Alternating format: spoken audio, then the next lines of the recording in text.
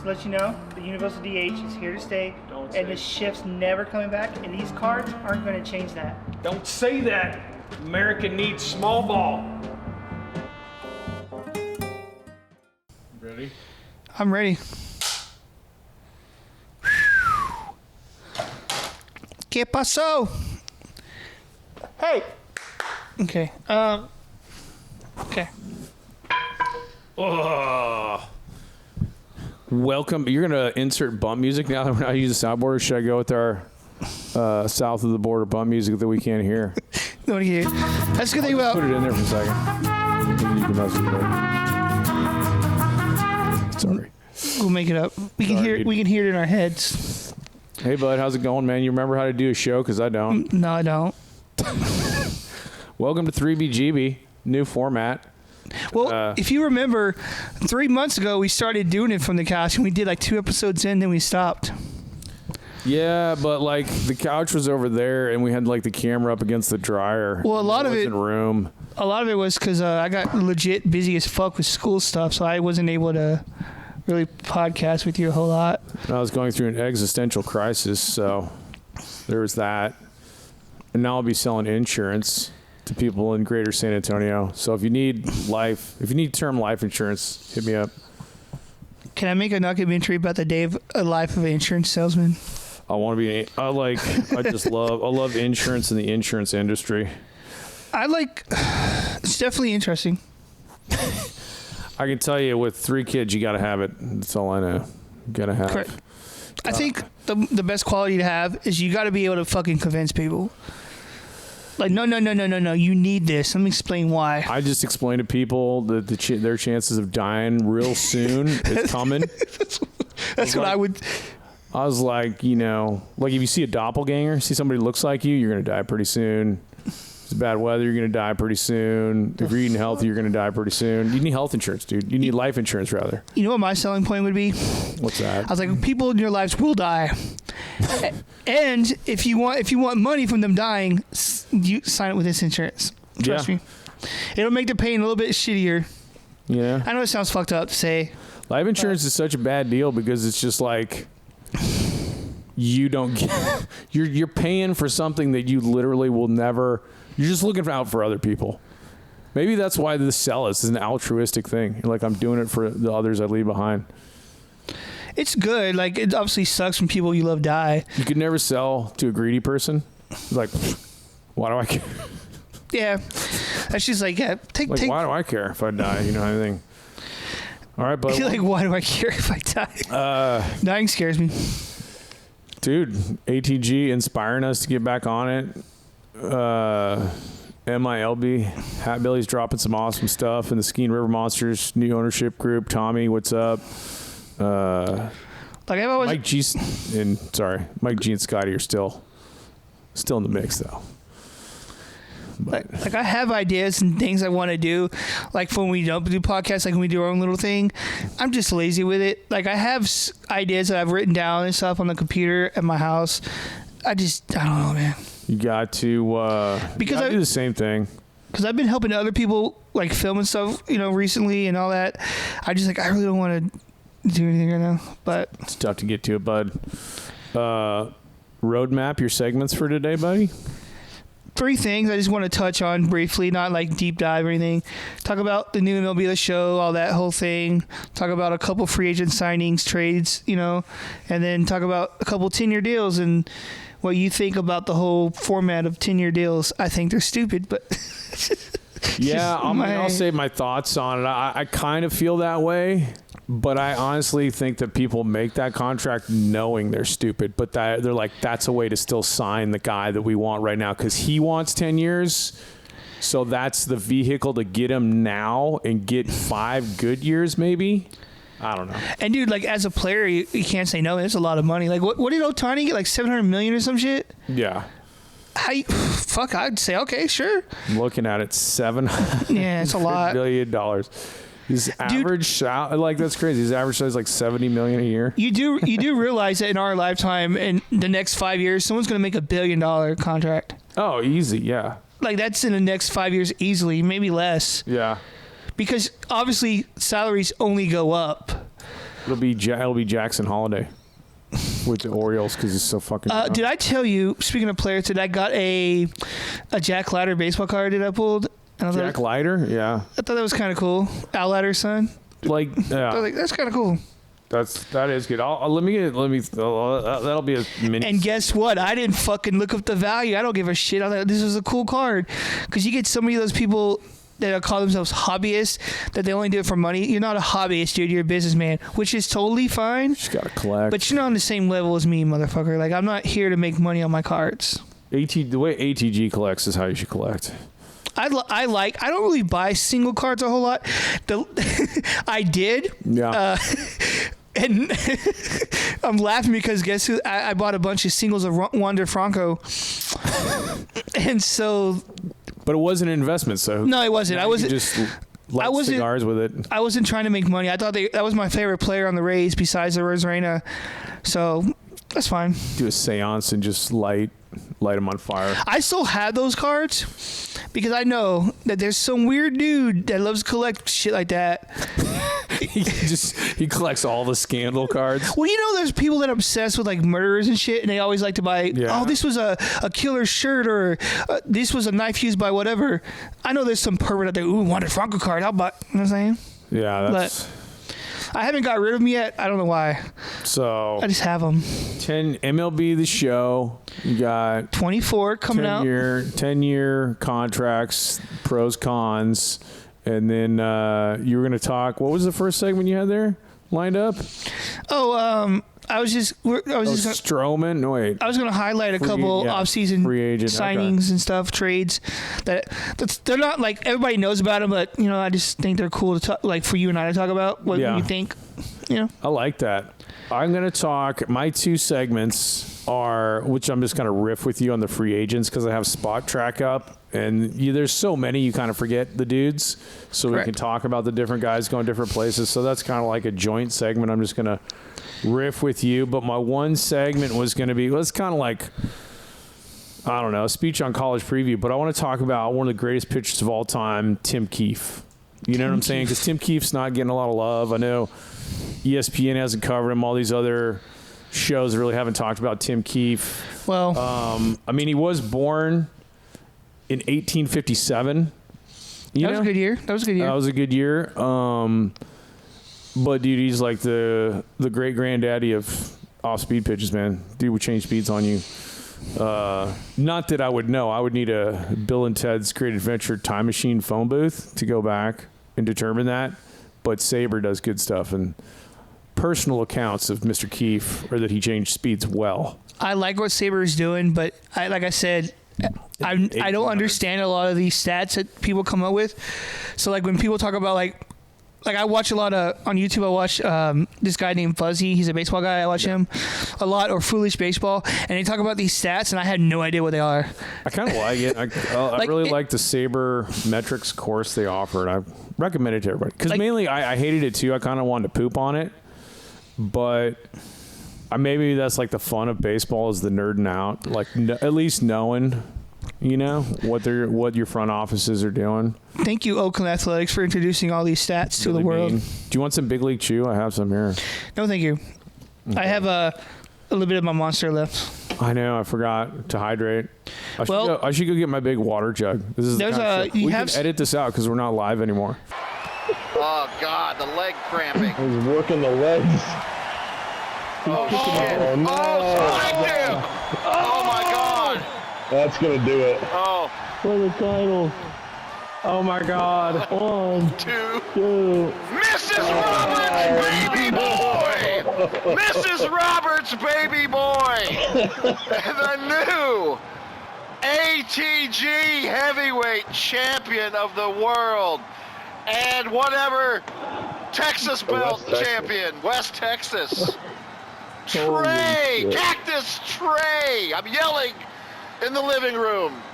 Like before I knew you, I had no idea what BABIP was. I had no idea what that was. I don't really know how useful BABIP is. I just think it's funny to say. Batting average, balls in play. I mean, it takes away strikeouts and homers, so it's just kind of like your contact rate. But a lot of that stuff, reverts towards the mean. There's some freaky numbers, but like the WAR one gets talked about tons on Twitter, right? Yeah, The dudes want to I just see WAR. hate on WAR, and I'm like, I don't know, dude. It's like hating on a wrench or something, or like I hate Microsoft Word, dude. It's so dumb. Microsoft Word is dumb, man. And I'm like, it's a tool, bro. There are a lot of stats to me that are whatever kind of useless, but WAR is kind of important because we need to know, like, when you're not playing, how well we're gonna win, how well we're gonna do. Well, the first mistake I see is dudes are like, they'll be like, look at this dude's WAR, and it's like, okay, WAR is like, I think you would only, this is how I would use WAR. I would compare careers with WAR.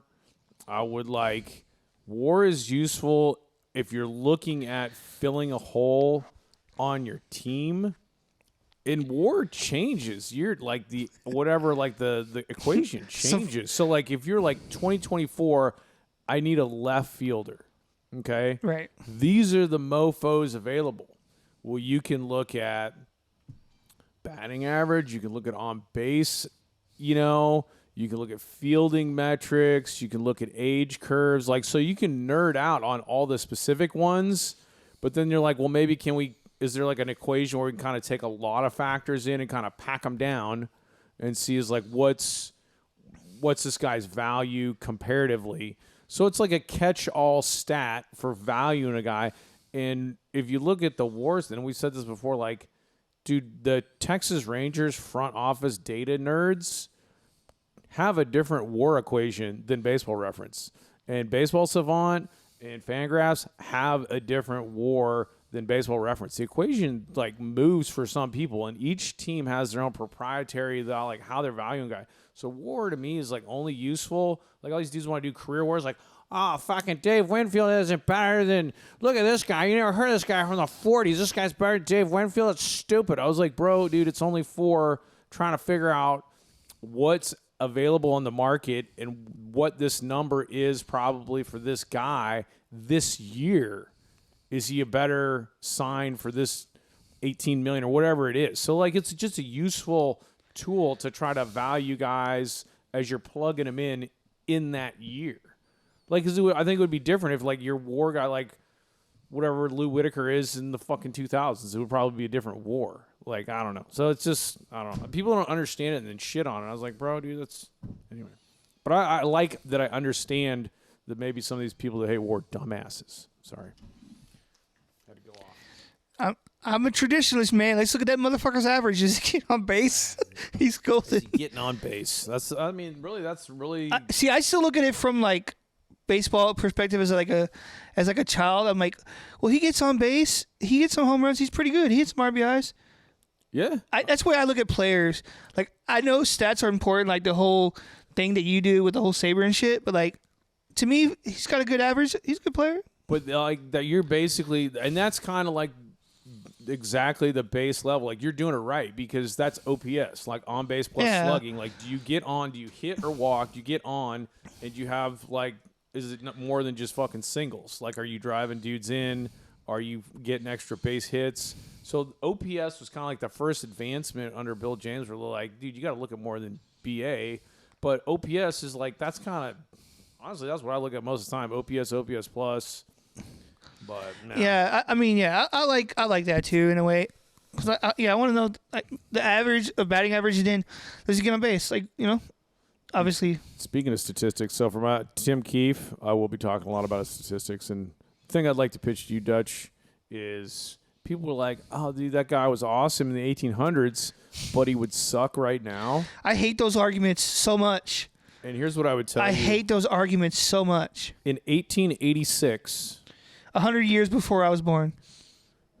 Well, actually, I'll get back to Tim Keefe. But yeah, that's what I got. Free agent sign-ins, some college baseball preview, and Tim motherfucking Keefe. I hate those. I hate like so much, like as much hate as I can hate on those arguments. So like people in this era wouldn't play in this era. It's like, no, if you can fucking ball, you can fucking ball. Like when people's like, oh, Babe Ruth would suck in today's game. No. Yeah. He would hit 61 home runs this season. To me, great players would make adjustments. They would figure a way to, you know what I'm saying? Yeah, no, people are like, no, Babe Ruth would literally hit 60 homers in 2024. He would ding. And sleep with hookers. They would call him Ding Ruth, man. And eat hot dogs. So It's a life to live.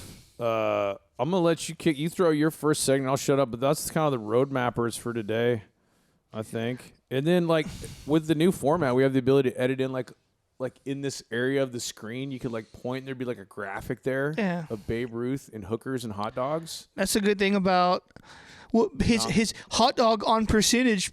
Fuck out of here. But that'd be a good stat. I kind of percentage of hot dogs. When he eats 12 hot dogs, this is his on base percentage. When he eats 6 That's a good metric. hot dogs to beer. Well, here's a metric. Can I throw this one at you? As Sure. We're just riffing. So you're familiar with the Yankees wife swapping, like in the 70s or 60s or whenever that those dudes swapped wives? I've never heard of such a thing in my life. You got to look it up. It's pretty funny. It gets deeper. But these dudes, they swapped wives. And, like, it's the Yankees, right? That's, like, the elite, straight-laced, can't-have sideburns team. As far as I know, no other Major League Baseball team has had wife swappers. I think Ralph Hook was the manager. I was reading about it the other day. And one of the dudes was psyched. He's like, this worked out good for me, man. I love my new wife. And the other guy was, like, super bitter about it. And then, you know how, like, Matt Damon and Ben Affleck are huge Red Sox fans? I thought this was pretty funny. They were going to actually make a movie about it, which is kind of a stick in the side of the Yankees. Yankees, can't say I'm a fan of the team, but I respect their history. Well, part of that history is wife swapping, and the metric I'm saying is I don't respect that part. they swapped wives, and 4 years later, they won the World Series. They got that new energy in them. You know what I mean? Like the Yankees are kind of on a drought right now. They might want to try a couple players swapping wives, and you're pretty much it's 1,000%. I mean, it's 1,000% success rate. If you swap wives, you'll win the World Series 4 years later. Why not try it again? I mean, I don't know. New York, you know? I think I'm willing to stick with one person and not win a World Series than to get somebody else's lady. Yeah, but we're talking Brian Cashman. Brian Cashman needs to come down to the clubhouse and micromanage. Be like, somebody in here is fucking swapping, and we're going to win a World Series in 4 years. Do I need to whip out my dick? We've done it before, and it worked. That's what I'm saying. I'm going to whip out my dick. This is going to happen. I'm going to whip out my dong. This is going to happen. And this is what's happening. See, Brian Cashman behind those doors is a totally different person than what you see on the news. Exactly. He looks all straight-laced. He's whipping the dong out. I've heard stories. And he's probably is asking for wife swapping, and people are like, dude, you're crazy. I'm not doing that. He's like, how are we going to win a World Series if we won't go next level? Who runs this fucking team? Yankees. Man. Hey, Yankees this year, though. Watch out, man. But I didn't realize that Affleck and Dame were making a movie about that. But I digress. Let's get into Dutch Chattahoochee segment 1 and all. Okay, so I wanted to talk about tenure deals, the whole idea of a tenure deal, and some of the players in history that I can remember. Yeah. We're not going back to the 80s or 70s or what the fuck ever. Yeah. You can bring it up if you know, but I don't really know of in the past. I can only think of ones that have been in my lifetime. Yeah. Like the first one that came to mind was the whole A-Rod to the Rangers when he did that 10-year deal. Yeah. And how much he fucked over the Rangers. Yeah, that's a dude. Yeah. And another one that we can talk about is Robinson Cano when he did it with the Mariners. And how much he did not help them. Man. So I just thought those two, and then obviously the Pujols one, and then obviously the Pujols one when he went to the Angels. Those are some good ones because look, the first one I thought of was Pujols because everybody like the Pujols thing was everybody thought he was like 30 years old in high school. Nobody knows his age. Nobody knows his I don't know. He just some dudes just look manly in high school. I get that, but everybody was like. Dudes wouldn't pitch to him in high school because they're like, dude, I don't believe he's that age. He shouldn't be playing at this level because he's just hitting homers off of dudes. Whatever. He makes it, and he goes off at St. Louis. And so you're the Angels, 32 years old, supposedly, and you're going to give him that kind of money? That was crazy. Everybody thought that was crazy. you're already 32. Like, do you really think that he's going to be a great player for 10 more years straight in his 30s? That's crazy. His lifetime earnings are $346 million. Like, you can't, like, as a player, you can't really say no. Like, okay, they want to give me this kind of money. Fuck yeah. The crazy part about Pujols is he was so good. I mean, he dropped off, but he was still putting up, like, 23 bombs, which is not for him amazing, but 101 RBIs and, like, not bad, dude. Like, well, I mean, he dropped off. He wasn't Pujols years. Like, you got, like, Yeah. Angels just played for second-rate years. It's really sucked for them. hey, at least he wasn't the Dodgers version of Pujols. What the hell was that? The cat? I don't know. Yeah, Maybe. the Dodgers. Yeah, he did some time with the Dodgers. Let me look at it. You mentioned A-Rod's contract. To the Rangers. Because I remember that one because I was still living in He Dallas. was still young, though. That was the one that kind of was like, Yeah. you know, they got him. They're like, we're going to pry him away from the Mariners at age 25. So, like it wasn't at the like the deal at the time obviously was like, oh, this is a good deal. Little did they know. And it's not, and for that deal, Yeah. it's not the age, obviously. It's just how it turned out. Oh, well, actually, this is crazy. I couldn't remember because, of course, he was like, I don't know when or if he was juicing, but he was only at Texas for 1, 2, 3 seasons. Yeah, and they it wasn't were long. all insane. He was MVP one year, and then I guess the Yankees took him and ate some of the contract. Like, they Yeah. must have, like, He it was a had long- to at the point. Because check this. This is just 3 years in Texas. This is insane. This is an insane run with any team. 52 homers, 135 RBIs, and batted .318. His fucking OPS was over 1,000. The second year the Rangers had him, 57 homers, 142 RBIs. But that team didn't do shit. I know. And then the next year, his down year with Rangers, he fucking hits 47 homers, and he's the MVP. Like, that's an insane 3-year run with the as a Rangers. player, I've always liked A-Rod. As a personality, he's kind of a dick sometimes. I don't know what he was. Like, he's kind of funny sometimes, but Like he came off as a dick sometimes, but like now in his later years, he's kind of calmed down, I guess, and been a little bit more funny. But yeah, he back then, dude. 696 homers. But he took tons of juice. He's Yeah. very well documented. He was taking a bunch of stuff. You can always tell sometimes, not always, but sometimes you can look at a person and be like, But it's like Mike Reiner on the ticket said, if he was taking it, he was taking it right. Well, and I want to stand by this forever, but to me, if you juiced up like crazy, you don't deserve to be in the Hall of Fame. Just like with Barry Bonds, Pittsburgh Pirates, Barry Bonds was cool as shit. San Francisco Giants, Barry Bonds, Yeah. fuck off. It's crazy because like dudes will like mad juice and then they'll hit like 260 with like 18 homers. And here's what I hate, and I hate this argument. I fucking pisses me off. He was like, yeah, he was one of the greatest hitters ever. He took steroids. Okay, my car was fucking badass. It was fast, but I souped it up with a turbo. It's not natural. Like, I'm sorry, but your opinion of me is wrong. I'll listen. I don't hate you. Yeah. I just don't agree with your opinion. And Dude. Yeah. and he's like, yeah, but it was awesome to watch and blah blah blah. I'm like, yeah, but still, he took steroids. What was the deal? Do you remember what the deal with A-Rod was? Because he was getting, like, you know why people hated Bonds so much besides the juice? I bet Bonds' hate would be less if he didn't go over Henry Aaron's record. Probably. Well, Right? for It would sure, be for less sure, hate. for sure. It was like, you juiced, but you didn't, like, ruin. Because, like, it was like breaking Maris's and then breaking Henry Aaron's pissed everybody off. Well, like, if you look at all the players in the past that juiced, no one ever really talks about them. Yeah. Because, like you said, the home run.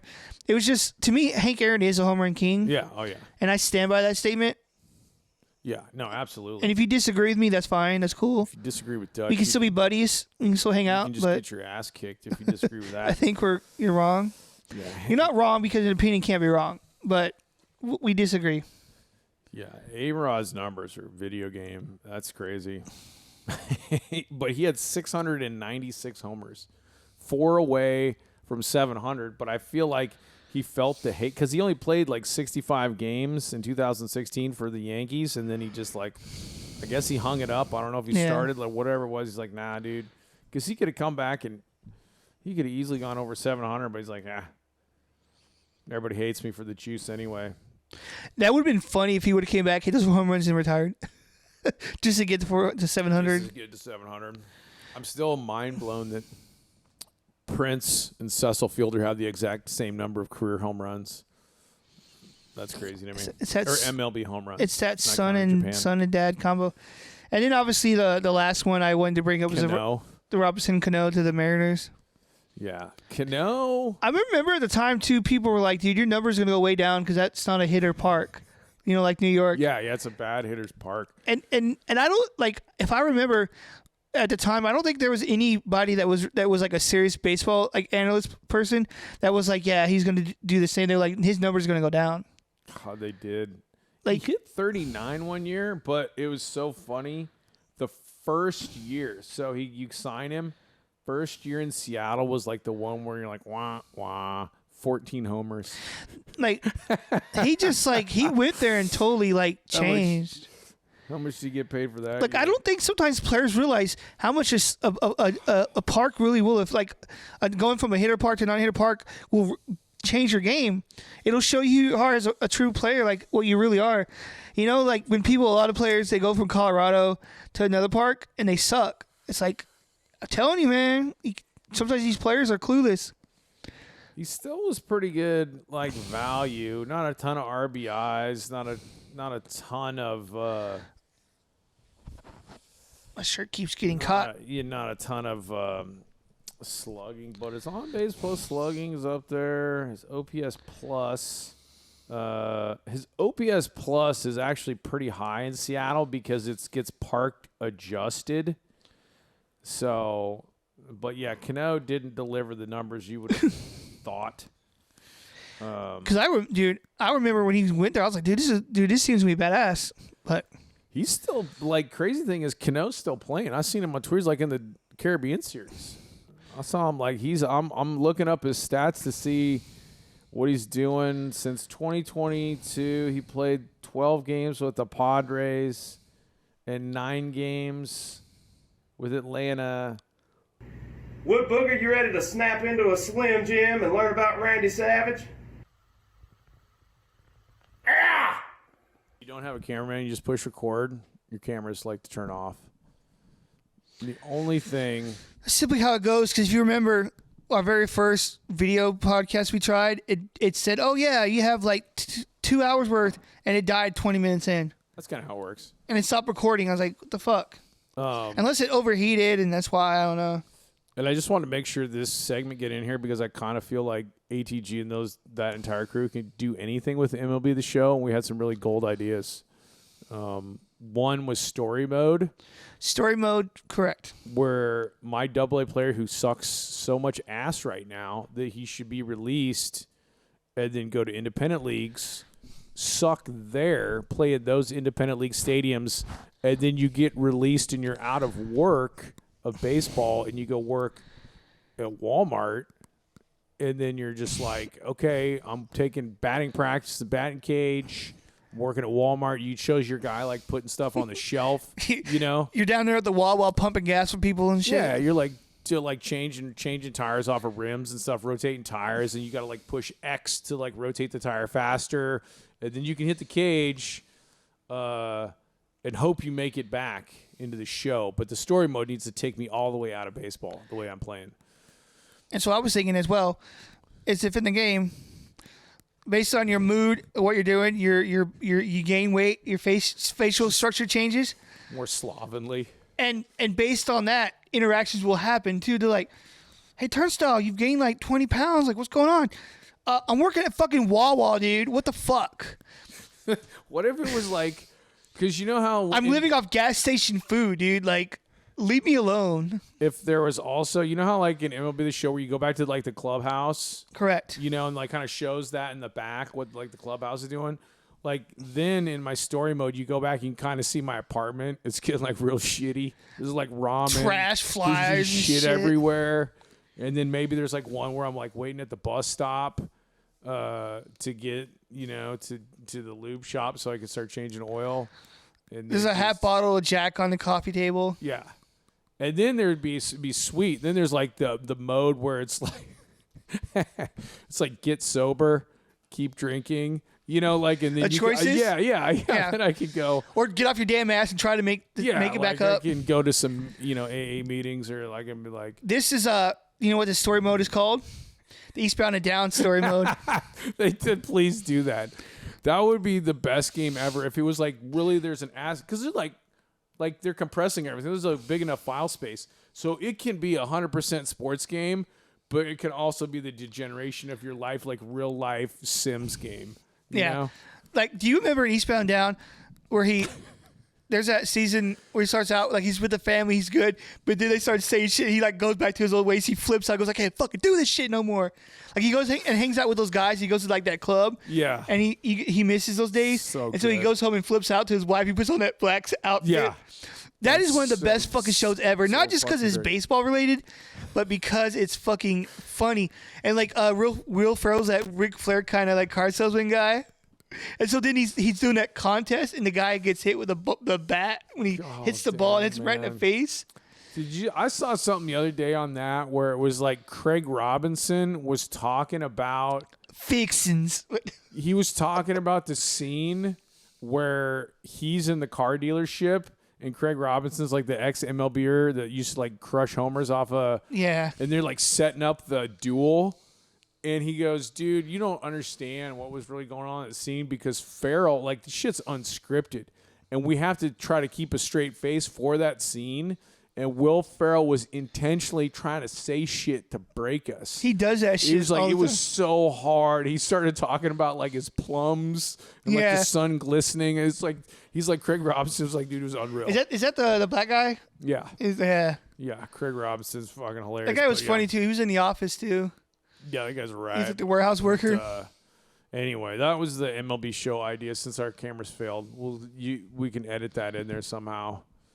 But you have missed wherever it stopped. I don't know what people missed on the show. And like, say for example, your choices had time limits, and so if you miss a time limit, the not your character, but the person you're interacting with is like, well, I guess you can't fucking make a decision. You're never gonna change. And you go back to working the gas station or some shit. Yeah, you're like, oh, fuck, I should have done that. And there's always like that voiceover narrative. Yeah. It's like, I used to be somebody. Yeah, that's what I want. I want the story mode to really take it all the way to the bottom. Because then the comeback will feel that much better. You're like, I'm going to the cage. I'm good now. And then you can go to tryouts, see how you do good at tryouts. You show up fucking hungover and shit. Yeah, drink the night before tryouts, yes, no. And then you should be able to completely be out of baseball and you work and have to go practice and run around the track. But that and the Tim Keefe bit probably got eaten. All I'm saying is he'll win 42 games in 2024. That's a fact. It's a fact. It's not even arguable. There's no professional pundit, would argue that. All I know is you put Wade Boggs in today's game, he's hitting 300. Oh yeah. You could roll, like at this age, you could roll him out. He'd still hit 300. Wade Boggs is a fucking baseball after legend. 27 beers. Yeah. Like, everybody knows Wade Boggs is a legend. But he is, when you think of baseball, that's baseball. Good hit, man. Wade Boggs, man. We're getting one by that guy. Man, oh man. And then what a must. Charlie goes out there, hits a fucking dinger. He's like, I only brought one ball because I didn't think you were going to hit it. Yeah. But I think Charlie actually played baseball growing up, too. So. Yeah. I don't know. I guess we got the audio on that little camera. Figure something out. Who cares? We'll figure out. We'll just put in. We are professionals. Hours of us fucking off, but all right. Did we forget anything else? Other gold? Who knows? We only got 50 minutes. I don't even know. Fuck it. That's show one. We'll get it figured out.